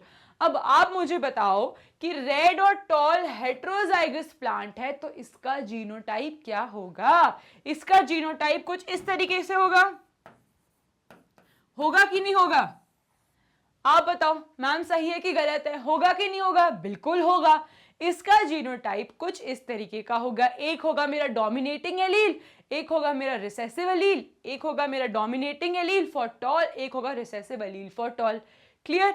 अब हमें मेट कराना है किससे? Pure homozygous red and tall heterozygous red and tall से। क्लियर? चलो यहां पे मैं कर लेती हूं, इसका स्क्रीनशॉट लेना है तो ले लीजिए। आ जाओ, तो अब मैं क्रॉस करा रही हूं प्योर होमोजाइगस किससे? होमोजाइगस रेड एंड टॉल से और हेट्रोजाइगस रेड एंड टॉल से। ठीक है, pure homozygous red and toll, pure heterozygous red and toll. अब आ जाओ, इधर पे जो 2 मुझे मिलेंगे, ये मीन्स वो क्या मिलेंगे? मुझे मिलेंगे रेड। कैसे मिलेंगे मुझे? मुझे मिलेंगे दोनों कैसे, होमोजाइगस डोमिनेंट और होमोजाइगस रेड एंड टॉल। यहाँ पे क्या मिलेगा, यहाँ पे मुझे मिलेगा स्टूडेंट्स, या तो वो एक ऐसा कॉम्बिनेशन का होगा या तो वो एक इस कॉम्बिनेशन का क्या होगा, इस कॉम्बिनेशन का गेमीट्स होंगे। क्लियर, इतना पार्ट क्लियर है। यहाँ पे मुझे दोनों ही होमोजाइगस मिलेंगे, यहाँ पे या तो मेरा इस कॉम्बिनेशन का आएगा या तो वो इस कॉम्बिनेशन का होगा। चलो पुनेट स्क्वायर बना लें, अब इसका पुनेट स्क्वायर बना लें, यहाँ पे बना लेते हैं पुनेट स्क्वायर।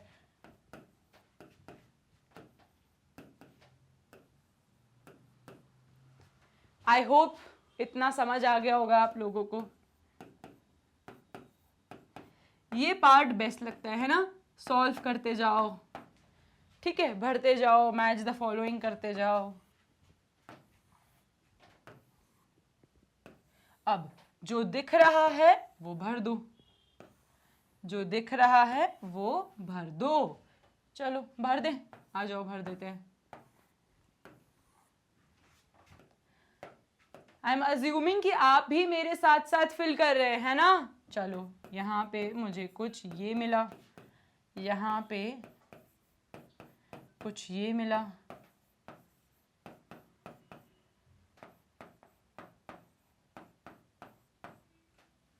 ठीक है।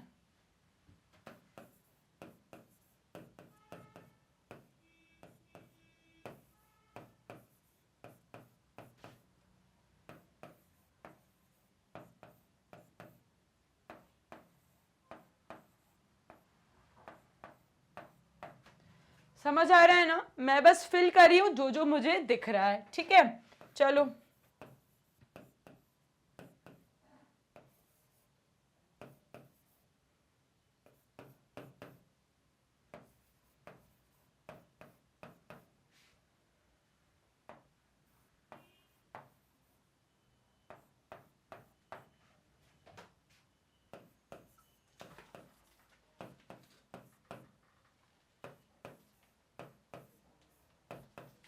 clear, I hope this is clear to you।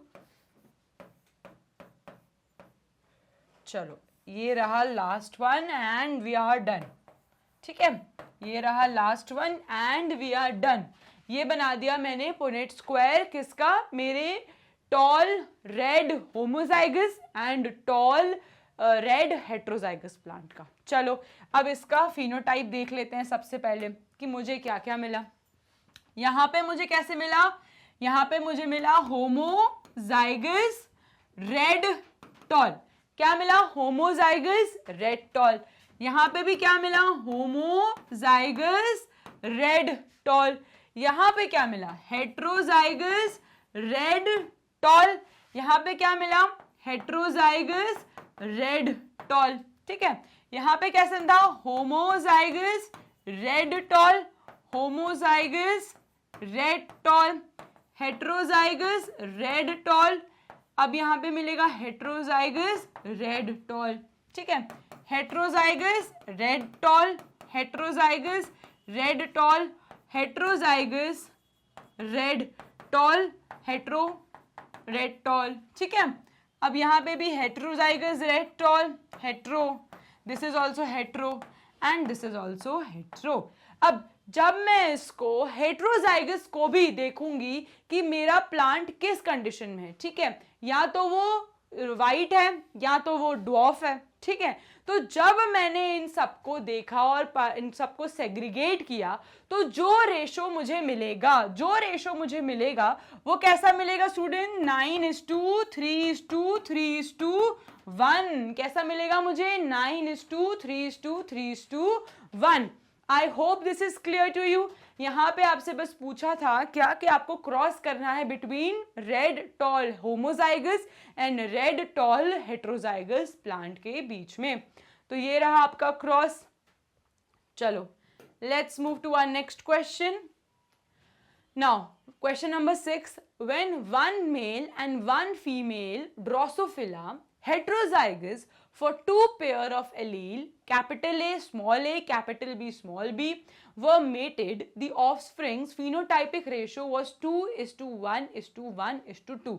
was obtained. ठीक है, now explain how these ratio help in detecting linkages. अब वो आपसे पूछ रहे हैं कि linkages कैसे हुआ and how degree of linkage can be determined. यहाँ पे क्वेश्चन है कि जो मेल और फीमेल ड्रोसोफिला में मुझे रेशो मिला था that was 2:1:1:2, ये क्यों ऑब्टेन हुआ? चलो ये ऑब्टेन तो हो गया। अब ये रेशो तुम्हें लिंकेज कैसे डिटरमाइन करने में हेल्प करता है और कैसे तुम डिग्री ऑफ लिंकेज डिटरमाइन कर सकते हो। क्लियर, इतना समझ गए? चलो सबसे पहले तो मैं ये आपको एक्सप्लेन करती हूँ कि एक्सपेरिमेंट क्या था। तो टीएच मॉर्गन ने एक्सपेरिमेंट निकाला था सेक्स लिंक्ड इनहेरिटेंस का। किसने निकाला था? टीएच मॉर्गन ने ये एक्सपेरिमेंट निकाला था जिसमें उन्होंने क्या प्रूफ करा था? Sex linked inheritance. क्या प्रूफ करा था? Sex linked inheritance. अब ये सेक्स लिंक्ड इनहेरिटेंस क्या चीज है? अब उन्होंने क्या करा था? उन्होंने 2 ड्रोसोफिलाज लिए। ठीक है, 2 ड्रोसोफिलाज लिए, एक मेल ड्रोसोफिला लिया, एक फीमेल ड्रोसोफिला लिया। ठीक है, एक मेल ड्रोसोफिला लिया और एक फीमेल ड्रोसोफिला लिया। ठीक है, यहाँ पे मैं लिख देती हूँ। ठीक है, उन्होंने एक मेल ड्रोसोफिला लिया, एक फीमेल ड्रोसोफिला लिया। अब स्टूडेंट्स, जो मेल ड्रोसोफिला था वो कैसा था? वो था वाइट आई। कैसा था? White eyed. क्लियर। जो फीमेल था वो कैसी थी? वो थी रेड आइड। क्लियर। जो मेल था वो था वाइट आइड, जो फीमेल थी वो थी रेड आइड। अब जब इन दोनों को आपस में मेट करा, ठीक है, जब इन दोनों को आपस में मेट करा तो जो उनको जनरेशन मिली, जो उनको F1 जनरेशन मिली, वो सारी कैसी मिली? Red eyed. वो सारी कैसी मिली? Red eyed. तो वो इतना समझ गए कि जब उन्होंने रेड एंड वाइट आइड को मेट करा था, जब उन्होंने रेड एंड वाइट आइड को मेट करा था, F1 जनरेशन में सारी रेड आइड आई, मतलब रेड आई क्या है? रेड आई क्या हुआ? Red I was dominating character. क्या निकला? रेड आई कैसा निकला? रेड आई जो था वो था डोमिनेटिंग कैरेक्टर। इतना क्लियर है? जब उन्होंने रेड एंड वाइट आइड को मेट करा तो F1 जनरेशन में सबकी रेड आई आई, मतलब red I was the dominating character. इतना समझ गए? अब जब उन्होंने F2 जनरेशन निकालने के लिए रेड आई को ही मेट करा आपस में, इन दोनों को मेट करा आपस में, तब क्या निकला? तब उनके पास एक वाइट आइड इंसेक्ट आया। क्या आया? एक वाइट आइड इंसेक्ट आया। एंड स्ट्रेंजली ये जो वाइट आइड था, ये मेल ही था। क्या था? ये मेल ही था। मतलब कि वाइट आई हमेशा मेल के पास ही आई। उन्होंने बार बार ये एक्सपेरिमेंट रिपीट करा एंड ये नोटिस करा कि ये जो वाइट आई है, ये सिर्फ मेल के पास आ रही है। फीमेल कभी भी वाइट आई नहीं थी, फीमेल कभी भी वाइट आई नहीं आई, हमेशा मेल के पास ही वाइट आई। इससे उन्होंने क्या निकाला? इससे उन्होंने निकाला सेक्स लिंक्ड इनहेरिटेंस। क्या निकाला? Sex linked inheritance.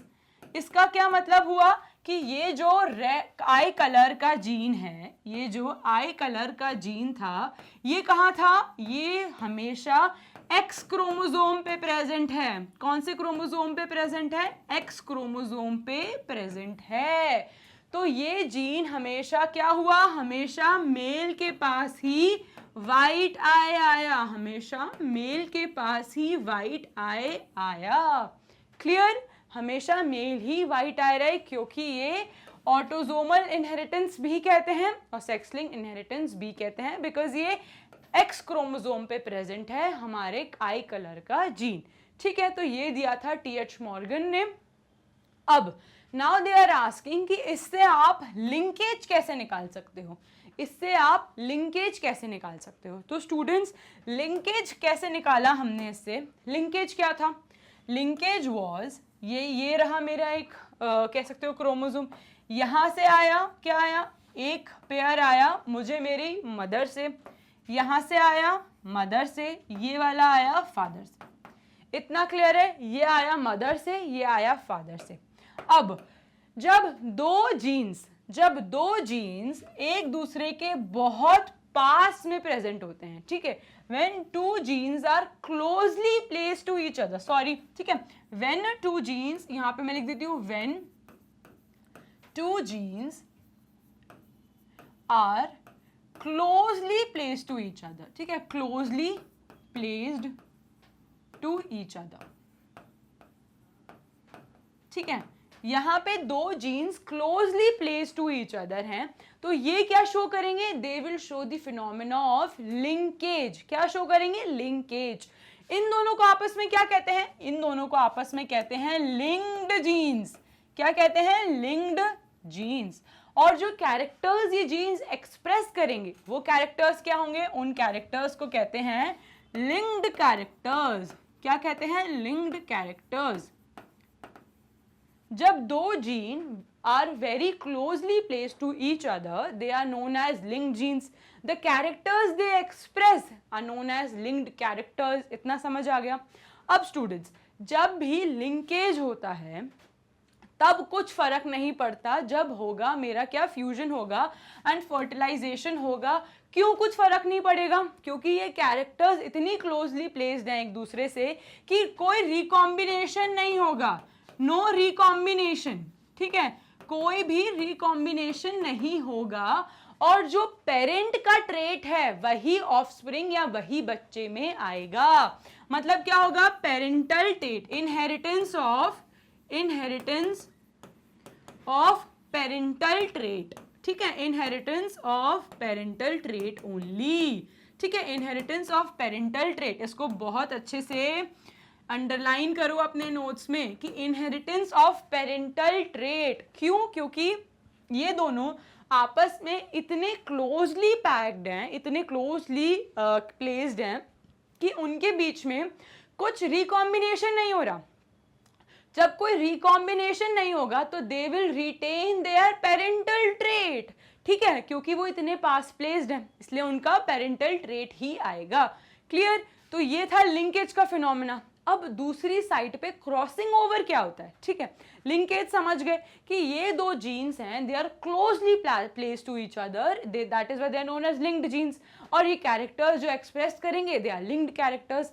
अब जब ये क्लोजली प्लेस्ड हैं तो इनका कोई कॉम्बिनेशन नहीं होगा, कोई रिकॉम्बिनेशन नहीं हो पाएगा क्योंकि ये पास में प्लेस्ड है, ठीक है, और ये पेरेंट का ही पेरेंटल ट्रेट ही इनहेरिट करेंगे। तो रिटेन हुई रहा हमारा पेरेंटल ट्रेट, ये था लिंकेज। अब स्टूडेंट्स, क्रॉसिंग ओवर क्या चीज़ है? ठीक है, यहाँ पे मैं आपको एक्सप्लेन करती हूँ क्रॉसिंग ओवर क्या चीज़ है। अब ये रहा मेरा एक क्रोमोसोम जो मुझे मदर से आया, ये मुझे फादर से आया, ठीक है, ये मुझे मदर से आया, ये मुझे फादर से आया। अब इसका यहाँ पे जो जीन्स है वो क्या है? वो दूर प्लेस्ड हैं एक दूसरे के। वो कैसे प्लेस्ड हैं? वो एक दूसरे से दूर प्लेस्ड हैं। तो जब पैकेटीन स्टेज आती है, कौन सी स्टेज आती है? पैकेटीन स्टेज आती है, तो वहां पे हमने देखा था क्रॉसिंग ओवर। क्या देखा था? Crossing over. एंड जब क्रॉसिंग ओवर होगा तब क्या होगा? रिकॉम्बिनेशन। क्या होगा? रिकॉम्बिनेशन, ठीक है। यहां पे क्या होगा? ये रहा मेरा ऑफस्प्रिंग का, ठीक है, क्रोमोसोम। यहां पे रिकॉम्बिनेशन कैसा होगा कि कुछ ट्रेट मेरे ए के बी के पास चले गए और कुछ ट्रेट मेरे बी के ए के पास आ गए, ठीक है। कुछ ट्रेट मेरे ए के बी के पास चले गए, बी के ए के पास आ गए। तो यहाँ पे मुझे क्या दिखा? यहाँ पे मुझे दिखा रिकॉम्बिनेशन। यहाँ पे क्या दिखा? रिकॉम्बिनेशन। और अब आप बताओ, ये पेरेंट से सिमिलर है? नहीं। क्यों? क्योंकि जीन्स दूर दूर प्लेस्ड हैं, जीन्स दूर दूर प्लेस्ड हैं, तो ये इधर भी जा सकता है, ये इधर भी जा सकता है, एंड वाइस वर्सा, ये इधर भी, ये इधर भी। यहाँ पे रिकॉम्बिनेशन पॉसिबल है, लेकिन लिंक्ड जीन में जब पास पास प्लेस्ड होते हैं तो वहां रिकॉम्बिनेशन नहीं हो सकता। यहाँ ये दूर प्लेस्ड हैं, इसलिए यहाँ पे रिकॉम्बिनेशन पॉसिबल है। तो क्या ये पेरेंट से सिमिलर है? नहीं। तो यहाँ पे क्या हम इनहेरिट करेंगे पेरेंटल ट्रेट? नहीं, यहाँ पे रिकॉम्बिनेशन हुआ।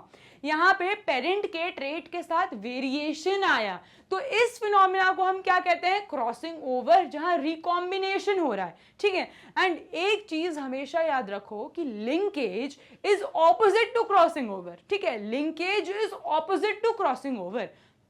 लिंकेज में कोई रिकॉम्बिनेशन पॉसिबल नहीं है, पेरेंट का ट्रेट उठाया और वैसा का वैसा बच्चे में दे दिया, ठीक है। लेकिन क्रॉसिंग ओवर जब होता है तब होता है रिकॉम्बिनेशन, क्लियर। तब आपने क्या करा, थोड़े ट्रेट इसको दे दी, इसके ट्रेट थोड़े उसको दे दी, और यहाँ पे क्रॉसिंग ओवर हो गया, यहाँ पे हमारी ट्रेट्स अदला बदली कर गए और कुछ नया ही मिला बच्चे में, ठीक है। इतना समझ गए। अब जो एक्सपेरिमेंट था जो स्वीट पी पे करा था, अब उस एक्सपेरिमेंट से हमें ये पता चला कि लिंकेज कैसे हुआ एंड क्रॉसिंग ओवर कैसे हुआ। तो चलो बच्चों यहाँ आ जाओ, ठीक है। जब हमने देखा यहाँ पे हमने राउंड और जब हमने लॉन्ग पीस लिए, यहाँ पे मेरे पास होमोजाइगस राउंड और लॉन्ग थे, ठीक है। यहाँ पे कैसे थे, हेट्रोजाइगस, ठीक है, रिंकल्ड और ड्वार्फ, ठीक है। यहाँ पे हेट्रोजाइगस, रिंकल्ड और ड्वार्फ। इतना क्लियर है, इतना क्लियर है आपको कि यहाँ पे हमने दो कॉम्बिनेशन लिए, ये पेरेंटल कॉम्बिनेशन है जो होमोजाइगस और होमोजाइगस कंडीशन में। अब जब यहाँ पे मेरे पास F1 जनरेशन आई, जब यहाँ पे मेरे पास F1 जनरेशन आई तो कैसा था, एक डोमिनेटिंग एलील आया और एक रिसेसिव एलील आया यहाँ से, और यहाँ से क्या आया, एक रिसेसिव एलील और दूसरा भी रिसेसिव एलील, ठीक है। तो यहाँ पे आया मेरे पास एक दोनों डोमिनेटिंग एलील और यहाँ से आया दोनों रिसेसिव एलील। तो ये कैसी हो गई, F1 जनरेशन, ये कैसी हो गई, F1 जनरेशन।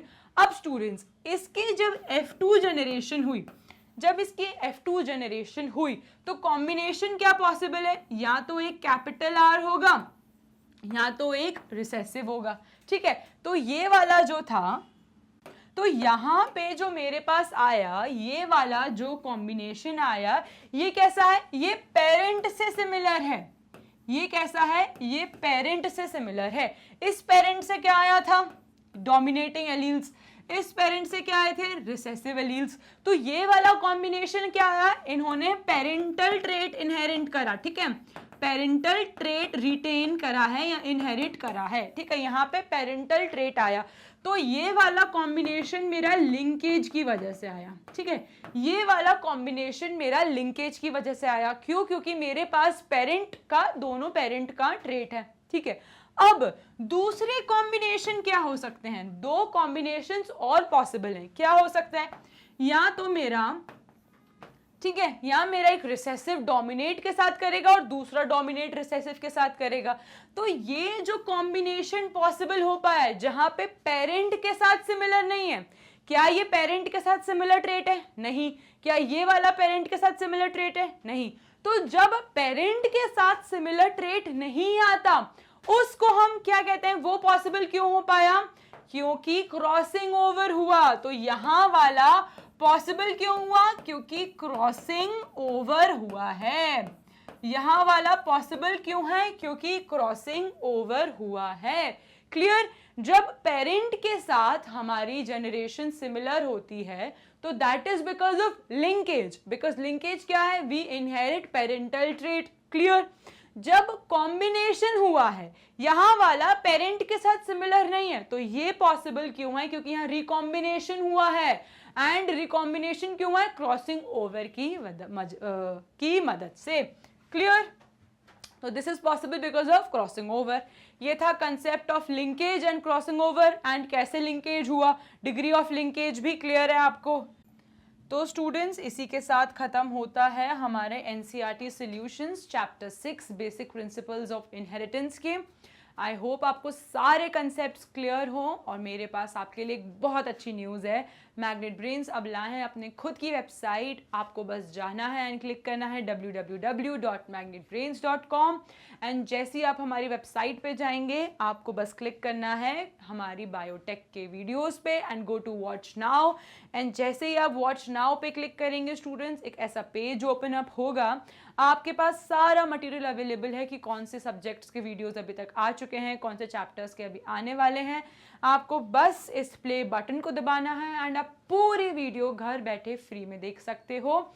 में आपको पता ही है मैग्नेट ब्रेन्स प्रोवाइड करता है एकदम फ्री एजुकेशन किंडरगार्टन से लेके क्लास 12 तक के लिए and only for your bright future. So stay tuned for my more videos and have a nice day.